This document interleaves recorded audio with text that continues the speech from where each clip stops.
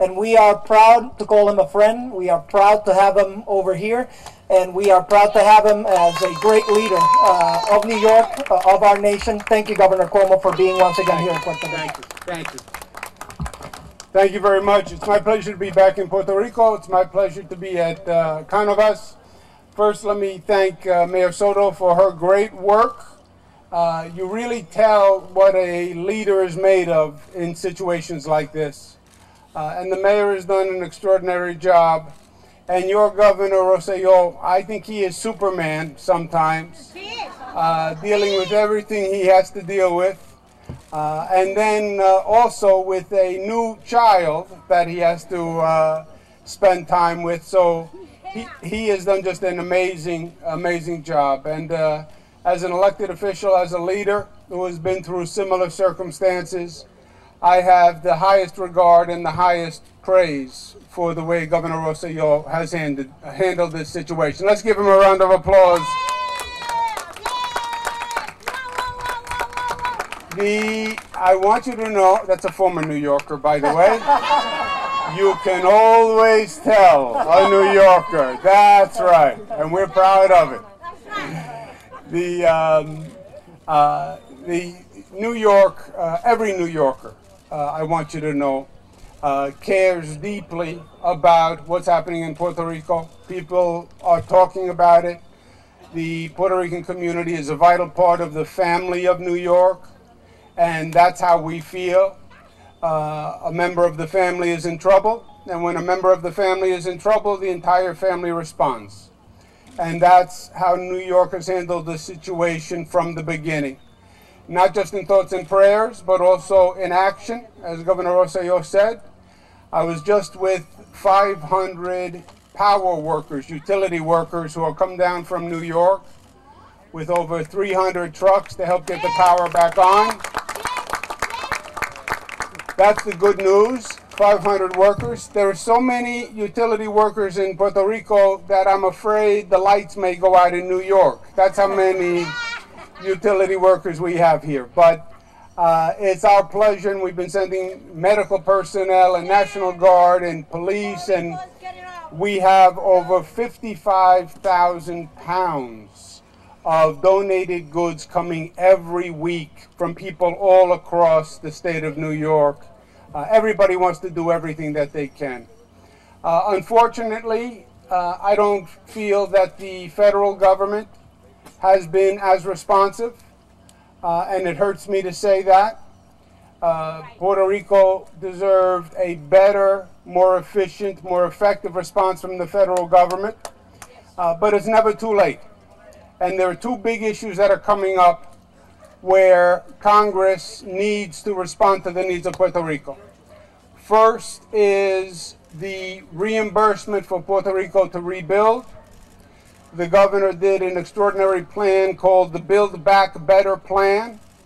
It is a very, very smart plan. It's accurate. We had companies in the United States who went through it and who worked on it and said that it is a very professional, accurate plan.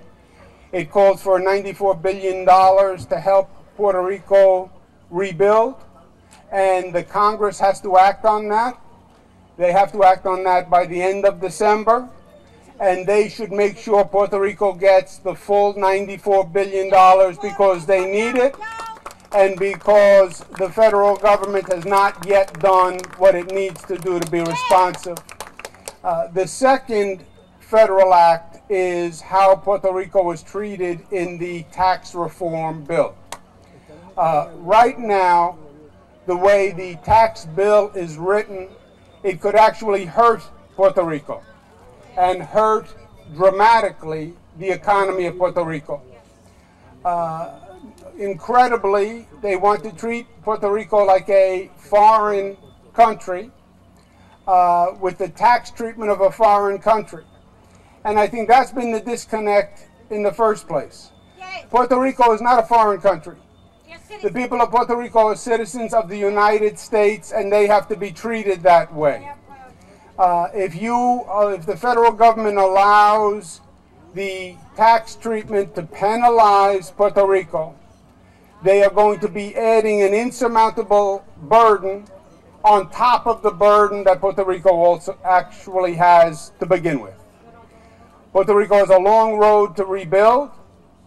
I'm confident they can do it, but they can't then be penalized by the Congress by the tax treatment that will increase taxes on businesses in Puerto Rico. That would be adding insult to injury. This is a time when the United States Congress has to be helpful to Puerto Rico, not hurtful. They should fund the supplemental and the full plan, and they should make sure that the tax treatment of businesses in Puerto Rico encourages more businesses to come to Puerto Rico and doesn't penalize those that are here now. Again, to treat Puerto Rico as a foreign country doesn't understand who and what Puerto Rico is and what they represent.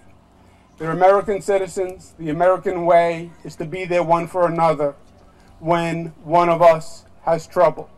Whether you're New York, you're Texas, or you're California, you are part of the American family, and you should be treated that way. And I hope Congress hears this message, and I hope they do the right thing by the end of the year, and they make up for all the shortcomings and mistreatment that Puerto Rico has received in the meantime. Thank you.